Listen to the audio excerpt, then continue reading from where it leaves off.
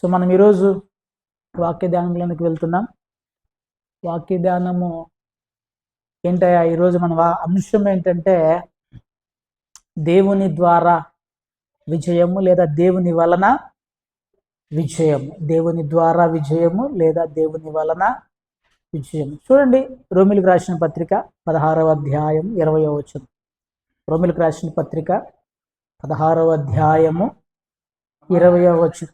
సమాధానకర్తయగు దేవుడు సాతానును మీ కాళ్ళ క్రింద శీఘ్రముగా చితుక తొక్కించును. మన ప్రభు అయిన యేసుక్రీస్తు కృప మీకు తోడై ఉండును గాక. సో మన యొక్క వాక్య ధ్యానంలోనికి వెళ్ళబోయే ముందు మనం ఏం చేయాలి? ఫస్ట్ ఫోన్లన్నీ స్విచ్ ఆఫ్ చేయండి. ఫోన్లు స్విచ్ ఆఫ్ చేయండి అమ్మా. ఒక వ్యక్తికి విజయం రావాలంటే, ఒక వ్యక్తి జయించాలి, ఒక వ్యక్తి ఏదైనా సాధించాలి, లేకపోతే ఒక వ్యక్తి ఈ లోకంలో ఉన్నటువంటి శక్తుల మీద విజయం పొందుకోవాలి అని అంటే మన యొక్క తెలివితోటి, మన యొక్క జ్ఞానంతో, మన యొక్క శక్తితోటి అసలు అది జరగదు. చూడండి, ఇక్కడ మనకు 3 విషయాలు రాయబడి ఉన్నాయి. మొదటిది మనం చూస్తే దేవుడు సమాధాన కర్త అని రాయబడింది. సమాధాన కర్త, సమాధానమునకు కర్త, సమాధానము ఇచ్చువాడు, సమాధానము కలగచేయువాడు. సమాధానం అంటే ఏంటిది? సమాధానం అంటే ఏంటిది? సమాధానకర్తయగు అధిపతి అని అతనికి పేరు. ఆయన పేరే సమాధానకర్త. ఏంటి సమాధానం అంటే ఏంటిది? సమాధానకర్త. సమాధానం అంటే ఏంటిది? పీస్. ఇంగ్లీష్లో ప్రిన్స్ ఆఫ్ పీస్ అని ఉంటుంది.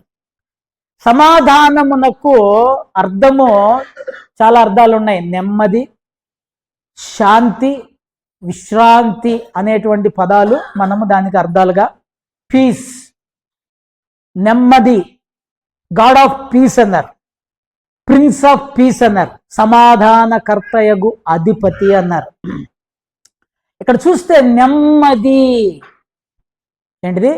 నెమ్మది, శాంతి, విశ్రాంతి, లేకపోతే సంతోషము, సమాధానము. అయితే యేసుక్రీస్తు ప్రభువారు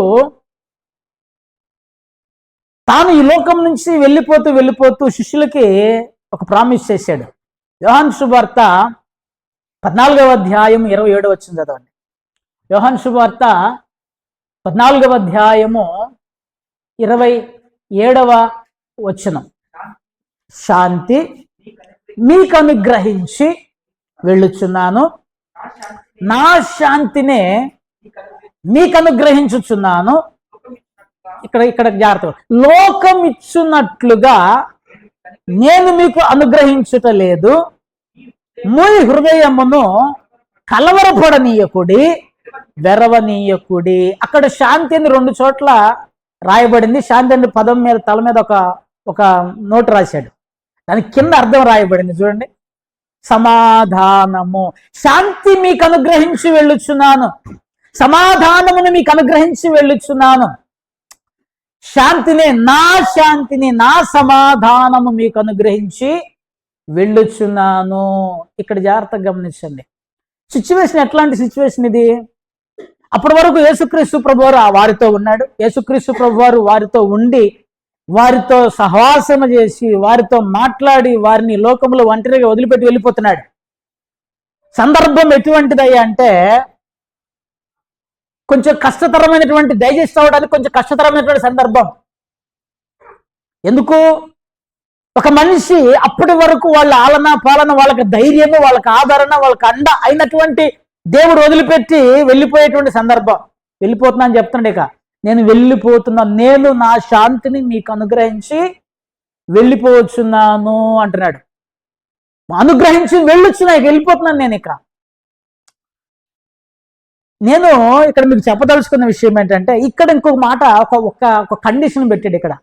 లోకం ఇచ్చున్నట్లుగా నేను మీకు అనుగ్రహించుట లేదు. లోకం ఇచ్చే శాంతిని నేను మీకు ఇవ్వటం లేదు. లోకం ఇచ్చే సమాధానం నేను మీకు ఇవ్వటం లేదు. లోకంలో శాంతి సమాధానం అంటే ఏమంటారు? లోకములో శాంతి సమాధానం వాడు చాలా లోకానుసారంగా లోకరీతిగా మనం ఆలోచన చేస్తే వాడు చాలా నెమ్మదిగా ఉన్నాడు, చాలా శాంతితో ఉన్నాడు అంటే ఏమనుకుంటా? దేన్ని బట్టి అంటారు? ఆర్థిక పరమైనటువంటి పరిస్థితులు బాగున్నప్పుడు వాడు నెమ్మదిగా ఉన్నాడా, వాడికేంటి బాధ? ఆర్థిక పరమైనటువంటి పరిస్థితులు, అంతస్తులు, ఇంకా ఆరోగ్యం బాగా ఉన్నప్పుడు వానికేం బిందాస్, ఇప్పుడు రాళ్ళు తిన్నా కూడా కరిగించుకుంటాడు. ఇంకా అధికారము, ఈ లోకానుసారంగా నెమ్మది, ఆరోగ్యము, అధికారము, ఆర్థిక పరమైన విషయాలు, ఇంకోటి అందము. అది లేకపోతే ఇప్పుడు అసలు ఈ రోజుల్లో మనుషులు బతకట్లేరు. దాని కొరకు ఈ రోజు హైయెస్ట్ బడ్జెట్ ఉన్నటువంటి ఏదన్నా బిజినెస్ ఏదైనా ఉందంటే కాస్మెటిక్ బిజినెస్. హైయెస్ట్ రొటేషన్, ఎక్కువ శాతము రొటేషన్ అయ్యేటువంటి బిజినెస్. మీరు మార్కెట్లో చూడండి, కంగనాలు అంటే నేను వేరే అంటలే. సో కొంచెం చిన్న డార్క్ స్పాట్ ఉన్నా కూడా నెమ్మది ఉండదు, నెమ్మది ఉండదు, మనసు ఉండదు. 2 తల్లిదండ్రులు వస్తే మనసు ఉండదు, నెమ్మది ఉండదు, శాంతి ఉండదు. కానీ యేసుక్రీస్తు ప్రభువారు ఏం చెప్తానంటే, ఈ లోకం ఇచ్చున్నట్లుగా నేను మీకు శాంతిని ఇవ్వటం లేదు. ఇది గుర్తుపెట్టుకోండి. లోకములో చాలాసార్లు మనం కూడా, క్రైస్తవులమైన మనం కూడా ఇదే కోరుకుంటాం. ఏ శ్రమ రావద్దు, ఏ కష్టం రావద్దు, ఏ ఇబ్బంది రావద్దు, ఏ దుఃఖం రావద్దు, అన్ని విషయాల్లో నాకు నెమ్మదిగా ఉండాలి, అన్ని విషయాల్లో నాకు బాగా ఉండాలి. అసలు సగం దేవుని నమ్ముకునేది దాని కొరకు. దేవుని నమ్ముకాయని బాధలన్నీ పోతాయి. ఇదో పెద్ద తప్పుడు మాటలు అన్నమాట. దేవుని నమ్ముకొని కష్టాలు, దేవుని నమ్ముకుంటే పరలోక రాజ్యం శాశ్వతం. ఈ భూమి మీద ఉండే కష్టాలు అవన్నీ వస్తూనే ఉంటాయి, పోతూనే ఉంటాయి. అవన్నీ టెంపరీ కాదు. పరలోక రాజ్యం మాత్రము పర్మనెంట్ పరలోక రాజ్యం. జాగ్రత్త. అందుకని యేసుక్రీస్తు ప్రభువారు శిష్యులకు చెప్తున్నాడు, ఇక్కడ ఉన్నటువంటి సిచ్యువేషన్ ఏంటయ్యా అంటే, ఆయన వాళ్ళని ఒంటరిగా వదిలేసి వెళ్ళిపోతున్నాడు. మీరు అనుకుంటారేమో నేను ఈ లోకానుసారమైన శాంతిని, ఈ లోకానుసారమైన నెమ్మదిని మీకు ఇవ్వడానికి వచ్చానని మీరు అనుకుంటున్నారేమో. కాదు, నా శాంతి ఏంటిదయ్యా అదంటే, సమస్యలలోనే నెమ్మదినిచ్చేటువంటి వాడు దేవుడు. హల్లెలూయా. ఈ మాట జాగ్రత్త గుర్తుపెట్టుకోండి. యుద్ధములు లేకుండా నెమ్మదినివ్వడు, యుద్ధములలో నెమ్మదినిస్తాడు. సమస్యలు లేకుండా శాంతినివ్వడు, సమస్యలలో శాంతినిస్తాడు. ఇబ్బందులు, కష్టాలు ఏమి తీసేసి నీకు అసలు ఏమి రాకుండా దేవుడు నిన్ను కాపాడుతా అని చెప్పేసి అట్లా. నీకు సమస్యలు వచ్చినా, ఇబ్బందులు వచ్చినా, నీతిమంతుని కలుగు ఆపదలు అనేకములు అయితే వాటన్నిటిలో నుండి యెహోవా వానిని రావద్దనుకోవద్దు. నీ యొక్క శక్తి, నీ యొక్క బలము, నీ యొక్క విశ్వాసం బయటికి రావాలి అని అంటే, ఇప్పటికీ మనం చెప్పుకుంటాం షడ్రక్ మేషక్ అబేద్నెగోల యొక్క విశ్వాసం గురించి ఇప్పటికీ మనం మాట్లాడుతున్నాం. ఒక మంచి విశ్వాస వీరులుగా మనము వారిని గుర్తిస్తున్నాం. ఎందుకు గుర్తించావు? వాళ్ళు మంటల్లో పడ్డ తర్వాత, ఆ మంటల్లోనికి పోయిన తర్వాత దేవుని యొక్క కార్యము, మంటల్లోంచి బయట ఉండగానే కార్యం కాదు. సో దేవుడు నెమ్మదినిచ్చేటువంటి వాడు, సమాధానకర్త అని బైబిల్ చెప్తాను. చూడండి, మీకు కొన్ని విషయాలు చెప్తాను. యెషయా గ్రంథము 26వ అధ్యాయం 3వ వచనం. యెషయా గ్రంథము 26వ అధ్యాయము 3వ వచనం. ఎవని మనస్సు నీ మీద ఆనుకొనునో వానిని నీవు పూర్ణ శాంతి గలవానిగా కాపాడుదువు. ఏలయనగా అతడు విశ్వాసం ఉంచి ఉన్నాడు. ఇక్కడ జాగ్రత్తగా గమనించండి. ఎవని మనస్సు నీ మీద ఆనుకొనునో అంటే ఏంటిది అర్థం? ఎవడు, ఇక్కడ చాలా జాగ్రత్తగా గమనించండి ప్రియమైన బిడ్డలారా. నోరు ఒకటి చెప్తుంది, మనసు ఒకటి ఆలోచన చేస్తుంది. ఈ రెండింటికి కొంచెం తేడా ఉంటుంది. నోరు ప్రభువా నువ్వే అంటది, మనసు ఈ సమస్యకు పరిష్కారం ఎక్కడ దొరుకుతుందా అని ఆలోచన చేస్తుంటుంది. అందుకనే నోటితో పలికేటువంటి వాడు శాంతి కలగవాడని చెప్తలే దేవుడు. అందుకే ప్రభువా అన్నవాడిని పట్టించుకోలే. ఎవని మనస్సు దేవుని మీద ఆధారపడుతుందో, ఎవని మనస్సు దేవుని మీద ఆనుకుంటుందో, ఎవడు హృదయపూర్వకంగా దేవుని నమ్ముతాడో చూడండి, ఎందుకు ఏలయనగా ఎందుకు వానిని పూర్ణ శాంతి గలవానిగా పూర్ణ సమాధానం గలవానిగా నువ్వు చేస్తున్నావయ్యా అంటే అతడు నీ యందు విశ్వాసముంచి ఉన్నాడు. ఈ మాట పలుకుతుంది ఎవరో తెలుసా? ఈ మాటలు పలుకుతున్నటువంటి వ్యక్తులు ఎవరో తెలుసా? ఒకటో వచ్చింది చదవండి. ఆ దినమున యూదా దేశంలో ఈ కీర్తన పాడుదు, యూదా దేశంలో జనులు ఈ కీర్తన పాడుదురు. రైట్, చాలు చాలు చాలు. ఈ మాటలు పలుకుతున్నటువంటి వ్యక్తులు యూదా దేశపు జనులు. ఆ దినములలో అన్నారు. ఏ దినములలో? ఇది చాలా ప్రాముఖ్యమైన అంశం. ఆ దినములలో మనం యెషయా గ్రంథము 20వ అధ్యాయం చదివితే అక్కడ అష్షూరీయుల చెరకి దేవుడు ఇశ్రాయేలును అప్పగిస్తాడు. జాగ్రత్తగా వినండి. అష్షూరీయుల చెరకి దేవుడు ఇశ్రాయేలును అప్పగిస్తాడు. ఎందుకు అప్పగిస్తాడు? ఎప్పుడైనా మీరు పాత నిబంధన మొత్తం చూడండి, వీళ్ళని వేరే వాళ్ళ చేతికి అప్పగించారంటే దాని అర్థం ఏంటో తెలుసా? వారు దేవునికి విరోధముగా తిరిగారు, విరోధముగా మాట్లాడారు, విరోధముగా పాపం చేశారు, దేవునికి లోబడలేదని అర్థం. ఇంకా వేరే ముచ్చటే లేదు. ఇక్కడ జాగ్రత్తగా 20వ అధ్యాయంలో ఆ మాట రాయబడి ఉంటుంది. 22వ అధ్యాయము 9 నుంచి మనం కొన్ని మాటలు చదువుదాం. వాళ్ళు వచ్చి దావీదు పట్టణపు పడిపోయినదని తెలుసుకొని, జాగ్రత్తగా కొనేటి నీళ్లను మీరు సమకూర్చితిరి. ఇక్కడ ఇంకొక మాట చాలా ప్రాముఖ్యమైన మాట. 10వ వచనం. యెరూషలేము ఇండ్లను లెక్కబెట్టి పడగొట్టిరి. పాత కొనేటి నీళ్లు నిలుచుటకు కట్టించితిరి, అయినను దాని చేయించిన వాని వైపు మీరు చూచిన వారు కారు.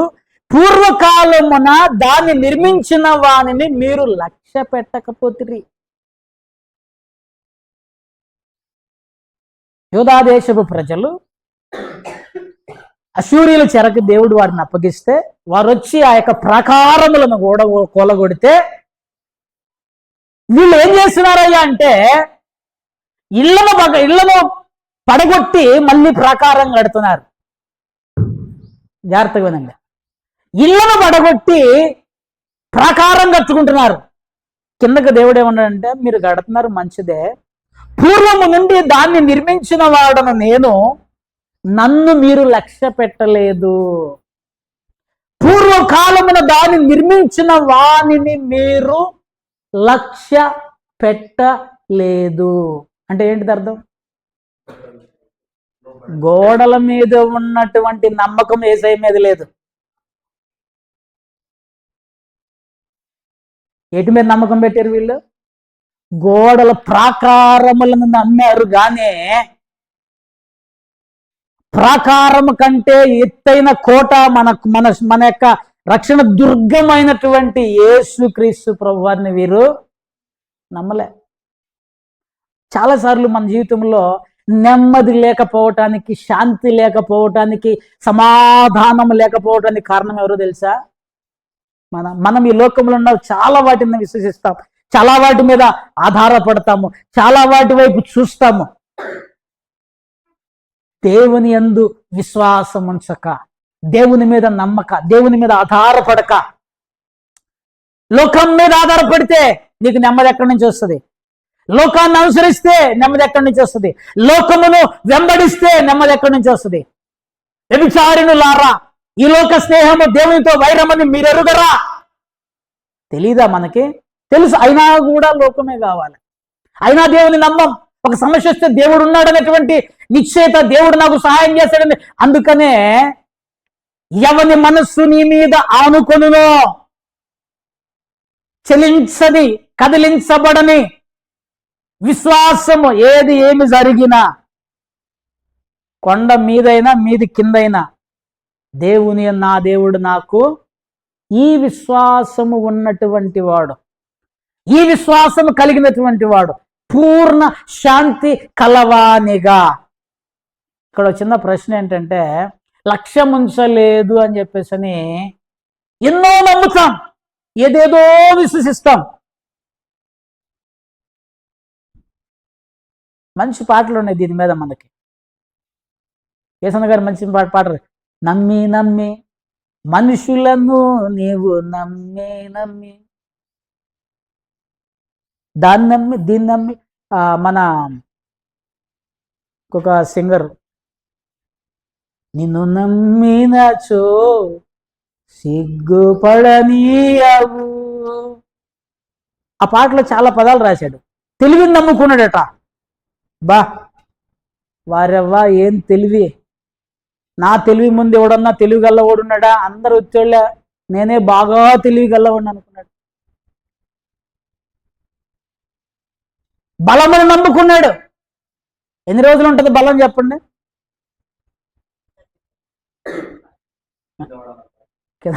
అంతవరకు. మీరు WWE అనేటువంటి ప్రోగ్రామ్ టీవీలో వస్తుంటుంది. లేదు హెవీ ఏమంటారు బాడీ బిల్డర్స్ యొక్క అది జనరల్గా వాటిని చూస్తే అతని పేరు నాకు ఐడియా లేదు, కానీ ఒక అతను ఉన్నాడు చాలా ఫేమస్ బాడీ బిల్డర్. ఒకప్పుడు చాలా ఫేమస్. ఇప్పుడు ఆయన కాళ్ళు చచ్చుబడి ఇట్లా చేతులతో నడుస్తున్నాడు. అతను కొంచెం బ్లాక్ ఉంటాడు. ఎన్ని రోజులు ఉంటుంది నీ బలం? ఎన్ని రోజులు మన బలమును నమ్ముకొని, ధనమును నమ్ముకొని, ఏది నమ్ముకున్నా వ్యర్థమే. ఈ భూమి నువ్వు దేన్ని ఎందు విశ్వాసం వచ్చినా, దేన్ని నమ్ముకున్నా అది నీకు నెమ్మదినివ్వలేదు, అది నీకు శాంతినివ్వలేదు. అందుకనే దేవుని యొక్క లేఖనం తెలియచేస్తుంది. దేవుడే అంటున్నాడు, మీరు ప్రాకారములు నమ్మారు, నన్ను లక్ష్య పెట్టలేదు అంటున్నాడు. 12వ వచనం చదవండి.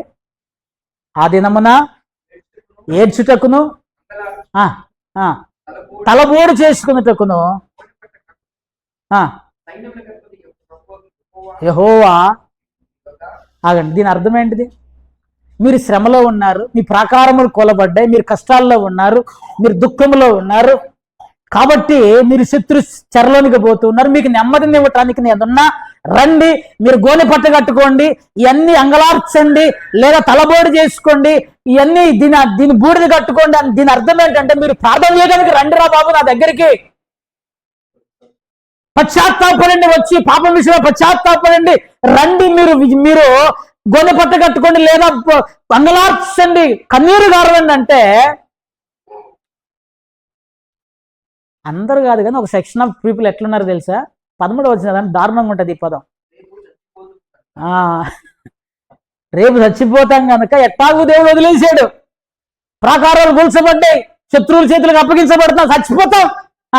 చచ్చిపోదుము గనక తిందుము త్రాగుదుమని చెప్పి ఎడ్లను వధించుచు, గొర్రెలను కోయిచు, మాంసము తినచ్చు. అబ్బర బాపురే! ఈ రోజుల్లో చాలా మంది ఏదన్నా శ్రమ వచ్చిందంటే, అయ్యో దేవుని దగ్గరికి వెళ్దాం, పశ్చాత్తాపడదాం, నాకు నెమ్మది లేకుండా పోయింది, ఆయన సమాధానం ఇచ్చేటువంటి వాడు, నెమ్మదినిచ్చేటువంటి వాడు, ఆయన మనల్ని ఆదరించేటువంటి వాడు, ఆయన దగ్గరికి పోయి పశ్చాత్తాపడదాం అనే తలంపు రావట్లే. దేవుడు ఏం చేసేది? దేవుడు ఇంత శ్రమ ఇంక దేవుడు ఇంక లేపుతాడా? వాళ్ళు చూడు అసలు ఎంత చక్కటి డెసిషన్కి వచ్చారు. సైతాన్ యొక్క ఆలోచనలు ఇట్లాగే ఉంటాయి.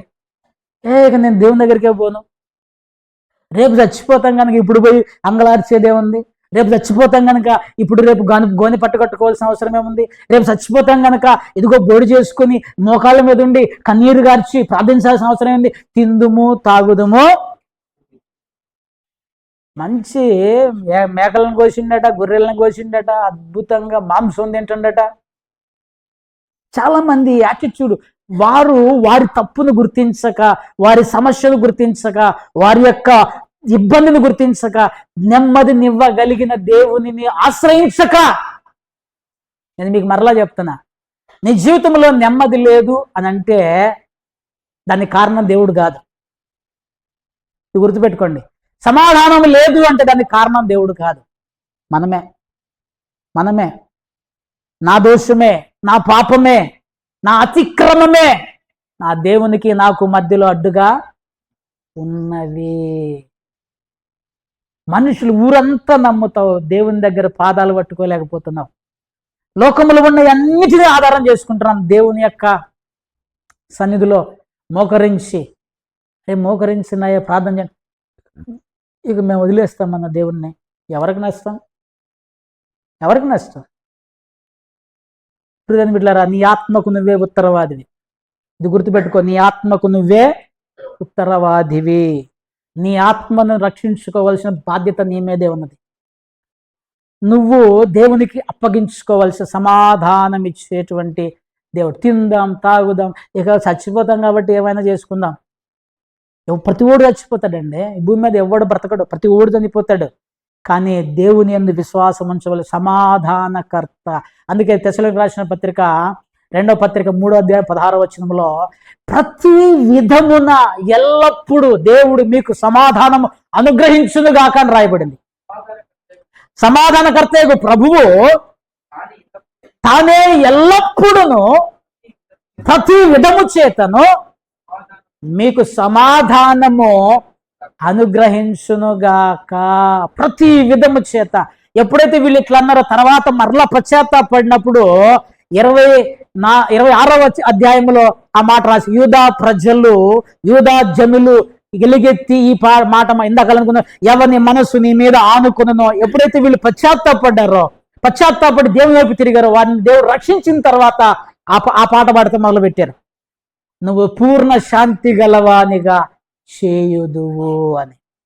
కనుక ప్రియమైన మన దేవుడు మనకు సమాధానకర్తయగు దేవుడు మనకు సమాధానం ఇచ్చేటువంటి వాడై ఉంటున్నాడు. దేవునికి స్తోత్రం, హల్లెలూయా. నెంబర్ 1. నెంబర్ 2, ఎవరితో సమాధానం అంటే ఎవరితోటి అంటే సమాధానం కావాలంటే అక్కడ సంథింగ్ రైవలరీ ఉంది, గొడవ ఉంది.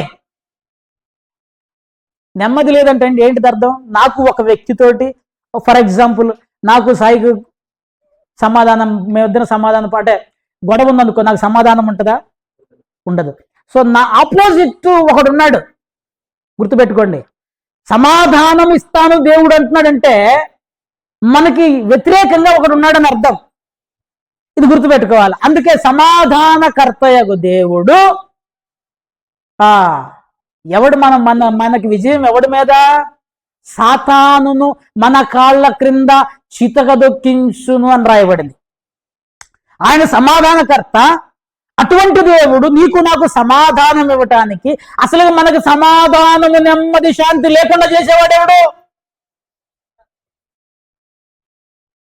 పక్కోళ్ళ, నీ కుడి పక్కోళ్ళ, ఎడం పక్కోళ్ళ, వెనకోళ్ళ, ముందోళ్ళ?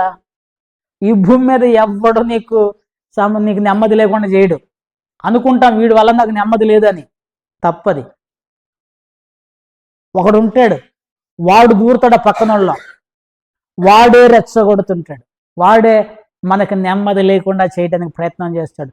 కనుక ఎవడైతే మనకి నెమ్మది లేకుండా చేస్తున్నాడో, ఎవడైతే మనకి శాంతి లేకుండా చేస్తున్నాడో, ఎవడైతే మనకి నెమ్మది, సుఖము, సంతోషము లేకుండా చేయడానికి నిత్యము ప్రయత్నం చేస్తున్నాడో వాని గురించి దేవుడు ఏం చెప్తాడంటే, వాడిని నీ కాళ్ళ క్రింద ఉంచాను అంటున్నాడు. జాగ్రత్తగా మనం ఆలోచన చేయవలసిన వారం అంటున్నాం. చూడండి, ఆదికాండం 3వ అధ్యాయము 15వ వచనం. ఆదికాండము 3వ అధ్యాయము 15వ వచనం. మరియు నీకును స్త్రీకిని నీ సంతానమునకును ఆమె సంతానమునకును వైరము కలగజేసేదను, అది నిన్ను తల మీద కొట్టును, మడమ మీద కొట్టుదు అని చెప్పెను. సర్పమును అనగా సాతానును శపిస్తూ దేవుడు పలికిన మాట, నీ సంతానమునకు స్త్రీ సంతానమునకు. ఈ మాట ఇంతకుముందు కూడా చెప్పినాను మీకు, మరలా చెప్తున్నా. స్త్రీ సంతానం అంటే యేసుక్రీస్తు ప్రభువారు ఒక్కడు మాత్రమే. అయ్యో మేమందరం స్త్రీలకు పుట్టలేదా అనుకోవచ్చు, మనందరం స్త్రీలకే పుట్టాం. కానీ యేసుక్రీస్తు ప్రభువారు ఒక్కడు మాత్రమే స్త్రీకి మాత్రమే పుట్టినవాడు.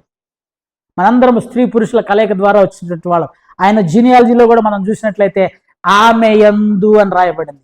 అక్కడ తండ్రి యొక్క పేరు అక్కడ లిఖించబడినట్లుగా మనకు కనబడతలేదు. ఆమె యందు క్రీస్తు అనబడిన యేసు అనబడిన క్రీస్తు పుట్టెను అని రాయబడింది. ఆమె సంతానము అనగా స్త్రీ సంతానం అనగా యేసు క్రీస్తు ప్రభు వారికి నీ సంతానమునకు అనగా సర్ప సంతానమునకు అనగా సాతాను సంతానమునకు వైరము. వైరం అంటే గొడవ, ఎప్పటికీ గొడవ. ఇక ఇది యుగాంతం వరకు ఆగే గొడవ కాదు. మధ్యలో ఏది రాటానికి ఏం చేసినా ఆగేది కాదు. అది జాతి వైరం అంటారు చూడండి, జాతి వైరం అంతే. వాడికి విశ్వాసులకు జాతి వైరం, సాతానుకు విశ్వాసులకు జాతి వైరం. పాముకి ముంగిసికి ఎట్లయితే జాతి వైరం ఉంటుందో సాతానుకు విశ్వాసులకు జాతి వైరం. జాగ్రత్త గమనించాలి. అది నిన్ను తల మీద కొట్టును, తల మీద కొట్టును. ఏది? స్త్రీ సంతానము నిన్ను తల మీద కొడుతుంది, నువ్వు దానిని మడిమ మీద కొట్టుదువు. ఇది యేసుక్రీస్తు ప్రభువారి సిలువ గురించి లేదా సాతాను యొక్క దాని. ఇక్కడ ఒక చిన్న ప్రశ్న నాది. సాతానుతో యుద్ధము లేని రోజు ఏదైనా ఉందా మీకు? లేదా? ఈరోజు రిలాక్స్ అవ్వడానికి లేదా? ఏ రోజు రిలాక్స్ అవ్వడానికి లేదా? సో మనము జాగ్రత్త గుర్తుపెట్టుకుంటాం, మనము ఎల్లవేళలా వాడితో పోరాటం చేసేటువంటి వారంగా ఉన్నాం. అయితే ఇక్కడ మనం జాగ్రత్త గుర్తుపెట్టుకోవాల్సిన విషయం ఏంటంటే, ఈ పోరాటములో నీకు నెమ్మదినిచ్చువాడు, నీకు సమాధానం ఇచ్చువాడు, నిన్ను నడిపించువాడు, నీకు జయమిచ్చువాడు, నీకు జయమిచ్చువాడు, నీకు విజయమిచ్చువాడు మన దేవుడు. అందుకనే లూకా శుభవార్త 10వ అధ్యాయము 19వ వచనంలో దేవుడు శిష్యులకు ఒక అధికారం ఇస్తున్నాడు. లూకా శుభవార్త 10వ అధ్యాయం 19వ వచనం. ఇదిగో పాములను త్రేళ్లను త్రొక్కుటకును శత్రువు బలమంతటి మీదను మీకు అధికారము అనుగ్రహించి ఉన్నాను, మీకంత మాత్రమును హాని చేయదు. ఎవరిచ్చారు ఈ అధికారం? ఎవరిచ్చారమ్మా? కొనుక్కొచ్చుకున్నామా? డబ్బులు పెడితే వస్తుందా? బంగారం పెడితే వస్తుందా? దేవుని ద్వారా, దేవుని వలన మనకు విజయము. ప్రతి క్రైస్తవునికి, ప్రతి విశ్వాసికి దేవుడు చెప్తున్నాడు, ఇదిగో పాములను తేళ్లను త్రొక్కుటకు శత్రువు బలమంతటి మీద, అంతటి మీద. ఇప్పుడు నా ప్రశ్న ఏంటంటే, శత్రువు ఎవరు? సాతాను. సాతాను ఎంత బలవంతుడు? చాలా బలవంతుడు. రాత్రి 9 అయిందంటే మనం వాష్రూమ్ కూడా పోం, చివరికి ఇంటి చివరిలో లాస్ట్కున్న వాష్రూమ్కి పోలేం రాత్రి 9 అయితే. ఎందుకని? చీకటి, భయం, చీకటి, భయం. కానీ దేవుడు ఏం చెప్తున్నాడు? శత్రువు వానికి ఎంత బలం ఉన్నదో, వానికి ఎంత బలం ఉన్నదో ఆ బలం అంతటి మీద, వాడికి 100 ఉంటే నీకు 110 ఉంది శక్తి. వాడు 100% వాడికి శక్తి ఉంటే నీకు 110% శక్తి కలిగి ఉన్నావు నువ్వు. నీకు అధికారము. సాతానును, సమాధానకర్తయగు దేవుడు సాతానును మీ కాళ్ళ క్రింద. ఇప్పుడు సాతాన్ని ఎక్కడ పెట్టాడట దేవుడు? కాళ్ళ కింద పెట్టాడు. కాళ్ళ కింద ఉన్న దాన్ని చూసి భయపడుతున్నామా? భయపడతామా? నీ కాళ్ళ కింద చీమ ఉంది, ఏం చేస్తారు? ఇట్లా అంటారు. నీ కాళ్ళ కింద సాతా ఉన్నాడు, అమ్మో. చాలాసార్లు నీ బలం నీకు అర్థం కావట్లేదు, మన బలం మనకు అర్థం కావట్లేదు. మనం ఎంతటి శక్తిమంతులమో, దేవుడు నిన్ను ఎంత గొప్పవానికి, ఎంత శక్తిమంతుడిగా ఉంచాడో. పైన మన 10వ అధ్యాయం పైన చదివితే దేవుడు శిష్యుల్ని ఆయా గ్రామాలకు పంపుతాడు. వాళ్ళు వెళ్ళి తిరిగి వచ్చి చూసి ఆ యొక్క దెయ్యములను ఆ యొక్క రోగములను వెళ్ళగొట్టిన తర్వాత వచ్చి యేసుక్రీస్తు ప్రభు రిపోర్ట్ చేస్తే యేసుక్రీస్తు ప్రభు ఈ మాట చెప్తున్నాడు, పాములను తేళ్లను త్రొక్కుటకు. పాములు తేళ్ళు అంటే ఏంటి? పాములు తేళ్ళు అంటే ఏంటి? మన ఇంట్లో ఉండే పాములు మన చుట్టుపక్కల తిరిగే తేళ్ళ? మరి ఏంటి అది? సాతాను, సర్ప సంతానమా సాతాను. వాటిని తొక్కటానికి దేవుడు మీకు శక్తి అనుగ్రహించాడు. నిత్యము యుద్ధములో ఉన్నావు, కానీ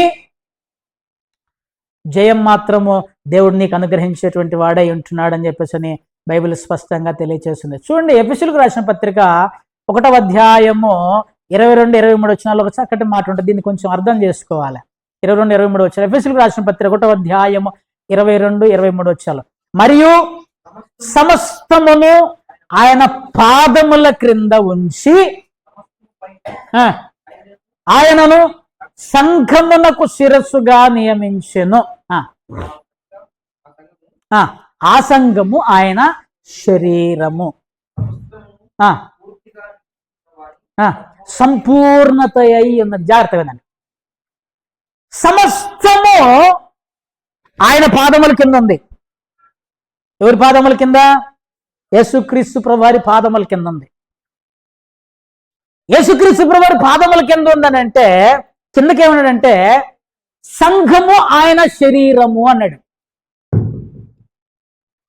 సంఘము ఆయన శరీరము. ఇదంతా సంఘం మనందరమే. ఇప్పుడు ఆయన పాదముల కింద సమస్తము ఉన్నాయి అంటే ఇప్పుడు ఎవరి కింద ఉన్నట్టు? సంఘము. జాగ్రత్త వినండి, సంఘము ఇదంతా దేవుని యొక్క శరీరము. దేవుని శరీరం అంటే సంఘమే. ఈ శరీరములో పాదములు కూడా ఒక భాగమే. సమస్తాన్ని ఆయన పాదముల కింద పెట్టాడు అంటే ఇప్పుడు ఎవరి కింద పెట్టినట్టు? సంఘము. ఈ లోక సంబంధమైనటువంటి శక్తులు గాని ప్రభావము గాని ఏదైతే నువ్వు దేని చూసి భయపడుతున్నావో, దేని చూసి అమ్మో అనుకుంటున్నావో, అయ్యో వీడు చాలా శక్తిమంతుని దేని చూసి అనుకుంటున్నావో, దెయ్యమా, చిల్లంగా, చేతబడా, ఇంకోటి ఏదైతే నువ్వు అనుకుంటున్నావో వాటన్నిటి మీద దేవుడు నీకు అధికారమునిచ్చి దానిని నీ కాళ్ళ క్రింద ఉంచాడు అని చెప్పేసి ఈ శక్తిని ఇచ్చినటువంటి వాడు దేవుడు. దేవునికి స్తోత్రం, హల్లెలూయా. మనం జాగ్రత్తగా నీ శక్తి నీకు అర్థం కావాలి, నీ బలం నీకు అర్థం కావాలి. చూడండి, మీకు ఒక సంఘటన మీకు చూపిస్తా. యెహోషువ గ్రంథము 10వ అధ్యాయం 24వ వచనంలో దేవుడు తన బిడ్డలకి ఎటువంటి అధికారం ఇచ్చాడో రాయబడింది. యెహోషువ గ్రంథము 10వ అధ్యాయం 24వ వచనం.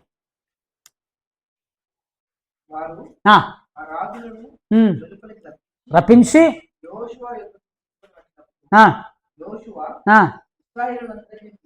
పిలిపించి యోధుల అధిపతులతో రండి, ఇక్కడ ఈ రాజుల మెడల మీద చెప్పగా వచ్చి జాగ్రత్త, శత్రువు అమోరీల రాజులు 5 రాజులు ఉన్నారు. 5 కలిసి ఏకంగా ఇశ్రాయేలు మీద యుద్ధానికి వచ్చారు. అంతకు ముందే హాయి మీద ఇశ్రాయేలీలు ఓడిపోయారు. జాగ్రత్తగా ఉందండి, హాయి అనేటువంటి చిన్న పట్టణం మీద ఇశ్రాయేలీలు ఓడిపోయారు. ఓడిపోతే ఇశ్రాయేలీల యొక్క హృదయాలన్నీ జవిసిని ఈ చిన్న పట్టణాన్ని మనం గెలవలేకపోయాం. ఒక్కసారిగా యెహోషువ పోయి ప్రార్థన చేసినప్పుడు ఆకానును బయటకు తీసుకెళ్ళిన తర్వాత ఈ యొక్క అమోరీల రాజులు 5 కలిసి వీళ్ళ మీద యుద్ధానికి వస్తే దేవుడు చెప్తున్నాడు, యుద్ధం చేయి. అప్పుడే యెహోషువ ప్రార్థన చేస్తాడు, సూర్యుడా నువ్వు అక్కడ ఆగు, చంద్రుడా నువ్వు అస్తమించడానికి వీల్లేదు. ఆ రోజు ఆ యొక్క ప్రార్థన మొత్తం అమోరీల రాజులందరికీ పారిపోతారు. పారిపోయి గుహలో దాక్కుంటారు. గుహలో దాక్కుంటే యెహోషువ వర్తమానం గుహల్లో దాక్కున్నారని వాళ్ళందరిని అట్లా అట్టి పెట్టండి, తర్వాత ఈయన పోయి అందరు రాజులను బయటకు తీసుకొచ్చి అక్కడ మొకరింపజేయండి. మొకరించారు. ఎవరైతే యుద్ధానికి వచ్చారో ఇశ్రాయేలీయుల పెద్దలను, అధిపతులను పిలిపించాడు. వీళ్ళ మెడల మీద కాళ్ళు పెట్టండి. ఏం పెట్టమన్నాడు? ఇశ్రాయేలీలకు ఎదురు తిరిగినటువంటి వాడి మెడ మీద కాళ్ళు వేసి తొక్కేరాళ్ళు.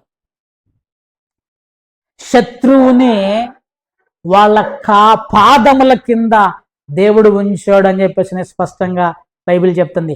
అదే దేవుడు ఏం చెప్తున్నాడయ్యా అంటే, నిన్ను నన్ను ఆ యొక్క శత్రు బలమంతటి మీద, ఎప్పుడు నువ్వు ఆయన ఆశ్రయిస్తే, ఆయన నమ్మితే, ఆయన మీద ఆధారపడితే, ఆయన నమ్మక ప్రాకారాలని, కట్లని, పుట్లని, చెట్లను నమ్ముకుంటే విజయం రాదు.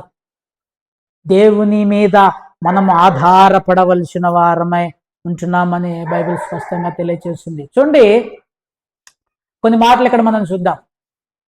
యాకోబు రాసిన పత్రిక 4వ అధ్యాయము 7వ వచనం. కాబట్టి దేవునికి లోబడియుండుడి, అపవాదిని ఎదిరించండి. ఏం చేయాలి? హలో, ఎదిరించండి అంటే ఫైట్ చేయండి. ఎవరితోటి చేస్తారా?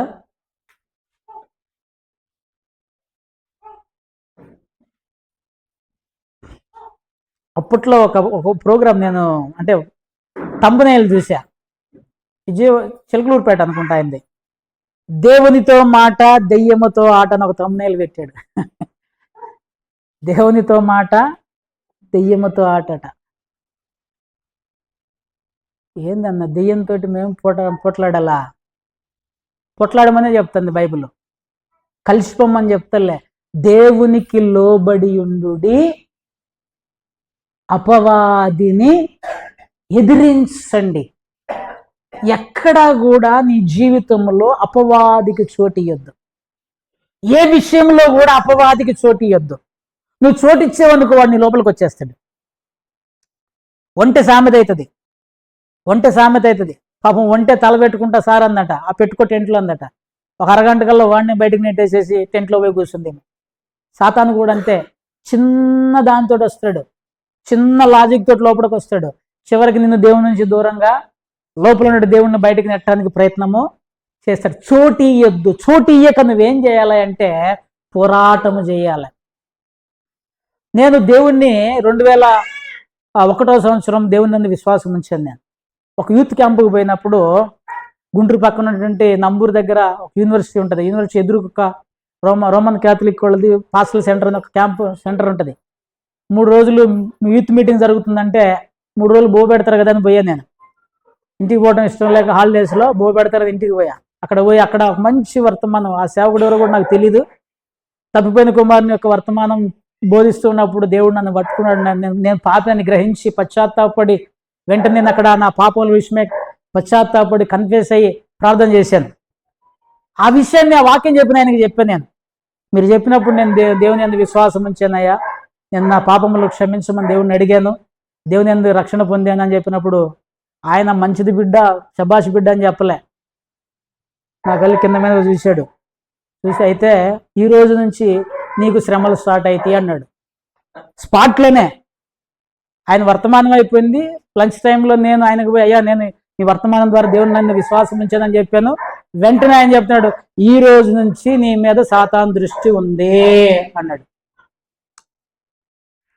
ఈ రోజు నుంచి నీకు స్టార్ట్ అన్నాడు. ఈయనేందయ్యా బాబు ఇట్ట చెప్తున్నాడు, మంచిది బిడ్డ, శబాష్ బిడ్డ అని చెప్పలే. కాకపోతే నీకు ఒక మంత్రం చెప్తా అని చెప్పాడు. ఒక మంత్రం చెప్తా, ఈ మంత్రము నీ బతికినంత కాలం వాడుకో, బ్రతికినంత కాలం యూజ్ చేయి. ఎప్పుడు కష్టం వచ్చినా, ఎప్పుడు ఇబ్బంది వచ్చినా, ఏ శోధన వచ్చినా ఈ మంత్రాన్ని వాడు అన్నాడు. ఏం చెప్పాడు తెలుసా? ఏసు రక్తం చేయి, ఏం చేస్తావో చెయ్యి. ఇక అంతే, ఇదే మంత్రం. నువ్వు యుద్ధానికి రెడీగా ఉండాలి. ఏం చేస్తావో చేయని తెగించి కొట్లాడాలి. ఏసు రక్తం చేయనుకో, ఏం చేస్తావు?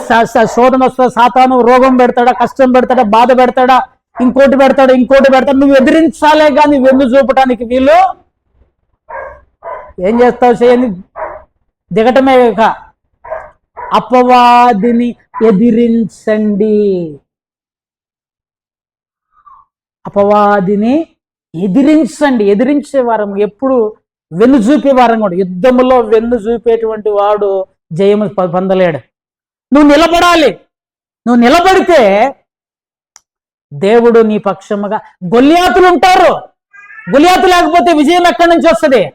గొల్లియాతు లేకపోతే దావీదు యొక్క బలం ఎక్కడి నుంచి తెలుస్తుంది? గొల్లియాతు లేకపోతే దావీదు యొక్క విశ్వాసం ఎక్కడి నుంచి వస్తుంది? గొల్లియాతు లేకపోతే యేసు దేవుని యొక్క మహోన్నతమైన శక్తి ఎలా తెలుస్తుంది? మనము ఆలోచించవలసిన వారమై ఉంటున్నాం. పొద్దున ఒక పాట పాడాను నేను, మీరు రాలే. ఫరోను దేవుడే పుట్టించాడట. ఎందుకు? ఫరోకు కఠిన మనసు దేవుడే కలగజేసిండట. ఎందుకు? తన శక్తిని చూపించిన, తన బలమును చూపించిన, తన బాహుబలమును ప్రదర్శించటానికి. శ్రమలు, కష్టాలు, ఇబ్బందులు, సాతాను వాడు మీ యొద్ద నుండి పారిపోవును. హల్లెలూయా. చిన్న ప్రశ్న, పారిపోయేవాడు ఎట్లా పోతాడు? ఒకడు పారిపోతున్నాడు, ఎలా పారిపోతాడు? యాక్షన్ కావాలి నాకు. కుక్కి ఎంట పడుతున్నాను, గట్ట పరిగెత్తుతాం మనం. ఇక ఏది దొరికితే అది. మీ మీద ఒక త్రోవన మీ మీదకి వచ్చిన వాడు 7 త్రోవల పారిపోతాడని చెప్తున్న బైబిల్. ఎందుకు ఈ మాట చెప్తున్నా అంటే, ఇది జరగాలంటే నువ్వు ఒక పని చేయాలి. ఏం చేయాలి? దేవునికి లోబడండి, దేవునికి విధేయులై ఉండండి, దేవునికి లోబడండి. దేవుని మీద ఆధారపడకుండా, ఇందాకల సమాధానకర్త నువ్వు దేవుని మీద ఆధారపడకుండా ప్రాకారముల మీద ఆధారపడితే నెమ్మది రాదు, విజయము రాదు. దేవుని మీద ఆధారపడండి, దేవునికి లోబడండి. దేవుడు ఏం చెప్తాడు దాన్ని వినండి, దేవునికి విధేయత చూపండి.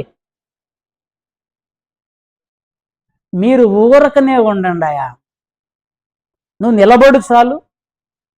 అవి నిలబడితే యుద్ధం గెలుస్తామా? నిలబడు. యెహోవాయే మీ పక్షమున యుద్ధము చేయును. ఈరోజు మీరు చూసిన ఐగుప్తీయులు మరలా మీరు చూడరు. మీకు కనపడరు. వాళ్ళు ఏమవుతారు? ఇక్కడ ఎక్కడన్నా ఇశ్రాయేలీయులు కానీ, మోషే కానీ, కత్తిబట్టి కానీ, విల్లు వేసి కానీ, గదబట్టి కానీ ఒక్కడన్నా యుద్ధానికి పోయాడా? దేవునికి లోబడు, దేవునికి అప్పగించుకో. నీ పక్షంగా యుద్ధము చేయవాడు, నీకు విజయమునిచ్చేవాడు, నీకు బలం ఇచ్చు. కృంగిదాలు వచ్చిన ఏ బాధపడు మాకు. కష్టాలు అవన్నీ ఒక పక్క నుంచి పోతానే ఉంటాయి. కానీ మనం ముందుకు సాగి. ఎందుకు మోషే చూస్తున్నావు? ముందు సముద్రం ఉందా? సాగిపో.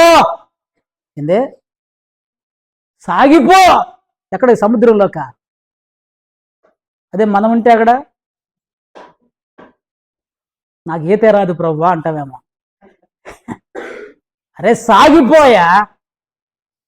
అసలు చూడండి, అసలుకి దేవుడు ఎంత కాన్ఫిడెంట్ గా సాగిపో, ఆగు అనలే, సాగిపో, నడు, చేయి జాపు అన్నాడు అంతే. మోషే హస్తము కిందగా మహిమగల హస్తము చాచినవాడు అని రాయబడింది. మోషే చేయి జాపు సముద్రాన్ని పాయలు చేయలే. మోషే హస్తము కిందగా మట్టి బాహు, మహిమగల బాహు. ఈ చేతి కింద ఇంకొక చెయ్యి వచ్చిందట. ఆ చెయ్యి పాయలు చేసింది. ఆ చెయ్యి సముద్రాన్ని విడగొట్టింది. ఆయన జలరాశులలో మార్గమును, మహాజలములలో మార్గమును స్థిరపరచువాడు, ఎడారులలో ఊటలను పుట్టించువాడు. ఆ దేవుడు నువ్వు కలిగి ఉన్నావు, ఆ దేవుడు నువ్వు కలిగి ఉన్నావు. ఆయన నీకు శక్తిని, విజయమును అనుగ్రహించు వాడై ఉన్నాడని బైబిల్ స్పష్టంగా తెలియజేస్తుంది. మనకి యుద్ధము, మనం పోరాడునది శరీరులతో కాదు. ఎఫెసీయులకు రాసిన పత్రిక 6వ అధ్యాయం 12వ వచనంలో కంటిన్యూషన్ పోరాడుచున్నాము. నువ్వు గుర్తుపెట్టుకోవాలి, ప్రతి విశ్వాసి మీకు గుర్తుపెట్టుకోవాలి. ఏంటిది? ఇది కంటిన్యూషన్ టెన్స్. ఇది హల్లెలూయా.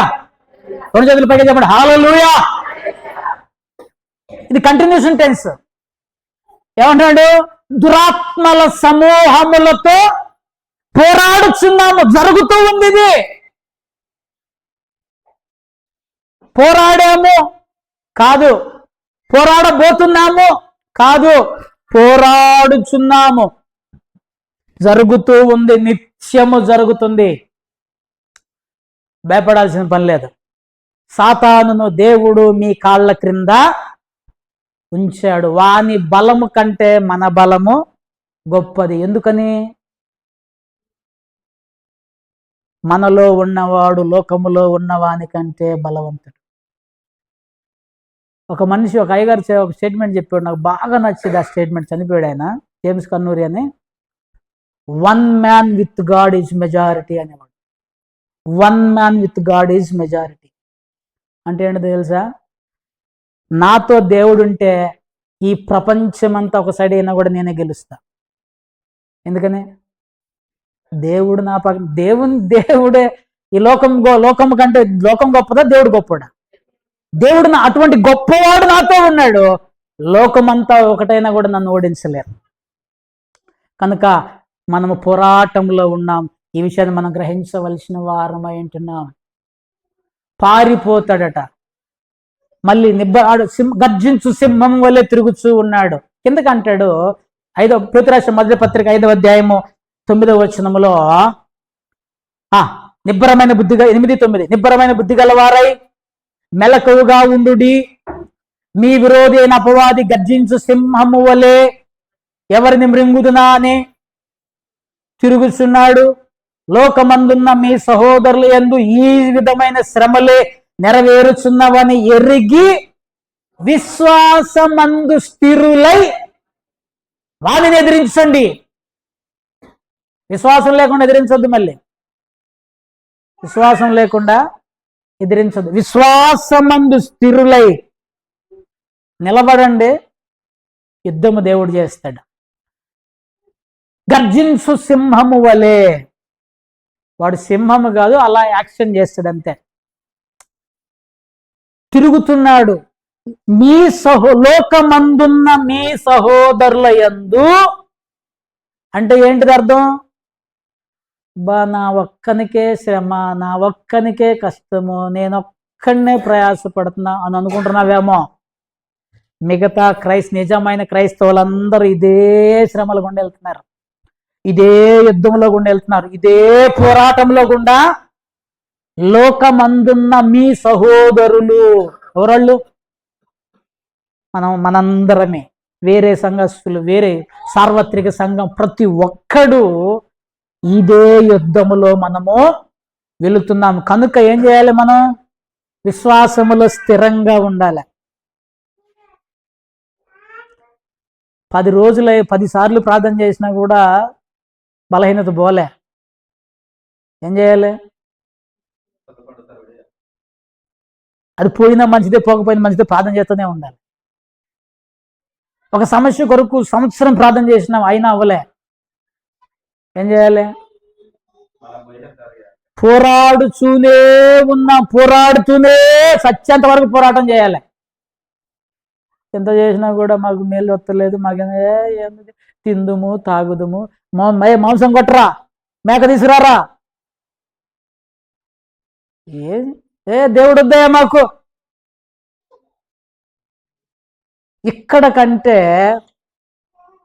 నేను మీకు ఒక లైవ్ సాక్ష్యం చెప్తా.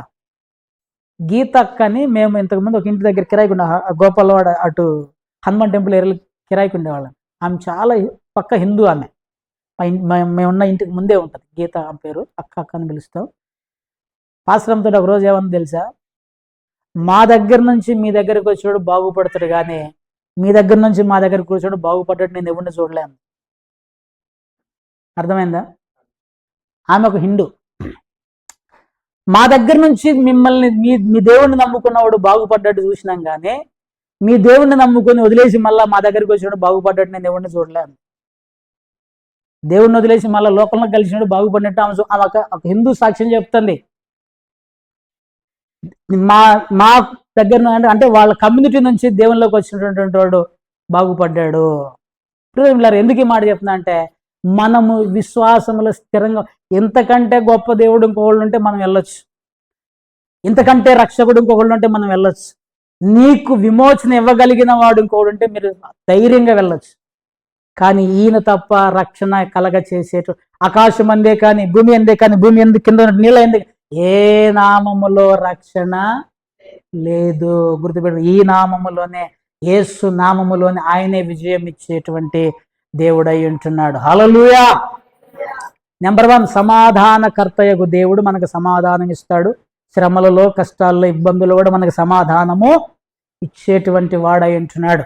నెంబర్ 2, మన శత్రువు అయినటువంటి సాతానును, మనకు సమాధానము లేకుండా చేసిన సాతానును దేవుడు మన కాళ్ళ క్రింద ఉంచాడు. కాబట్టి నువ్వు భయపడాల్సిన అవసరం లేదు. ప్రతి విశ్వాసికి అధికారం ఉన్నది. ప్రతి విశ్వాసి ప్రార్థన చేయొచ్చు. ప్రతి విశ్వాసి దేవుని సన్నిధిలో ధైర్యముగా వాడిని ఎదిరించాలి, పోరాటం చేయాలి. నెంబర్ 2. నెంబర్ 3, దేవుని యొక్క కృప మనకు తోడై ఉన్నది అని చెప్తున్నాడు. ఏం చెప్తున్నాడు? దేవుని యొక్క, మన ప్రభు అయిన యేసు క్రీస్తు కృప మీకు తోడై ఉండునుగాక. కృప తోడై ఉందంటే అర్థం ఏంటిది? తోడుగా ఉన్నాడు. ఎప్పుడు తోడుగున్నాడు? దేవుని కృప, దేవుని కృప, దేవుని కృప, దేవుని కృప. చాలాసార్లు మనం దేవుని కృపని దేనికి వాడతాం తెలుసా? బెస్ట్ థింగ్స్కి వాడతాం. అబ్బా, దేవుడు ఎంత కృప చూపించాడయ్యా, బెస్ట్ థింగ్స్కి వాడతాం. అబ్బా, దేవుడు చాలా కృప చూపించాడన్న. 1000 రూపాయలు పూలు తెస్తే 2000 లాభం వచ్చింది.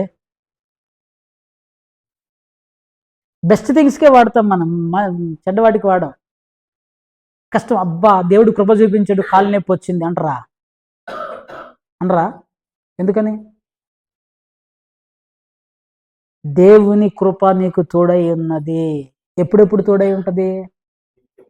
నిత్యం. నీకు ఒక వ్యక్తి ఈ కృప గురించి, నాకు ఆ కృప ఉంటే చాలు, ఇంకేం అవసరం లేదు అంటున్నాడు. మీకు కొన్ని విషయాలు చెప్తా చూడండి. ఒకటే సంఘటన చెప్తా. కొరింథీయులకు రాసిన 2వ పత్రిక 12వ అధ్యాయము 7, 8, 9 వచనాల్లో 10వ వచనం వరకు చదువుతాం. కొరింథీయులకు రాసినటువంటి 2వ పత్రిక 12వ అధ్యాయం 7వ వచనం. నాకు కలిగిన ప్రత్యక్షతలు ఉన్నందున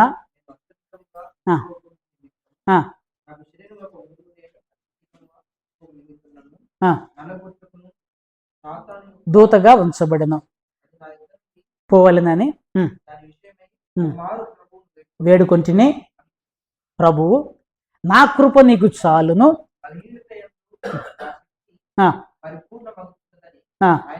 చెప్పాను.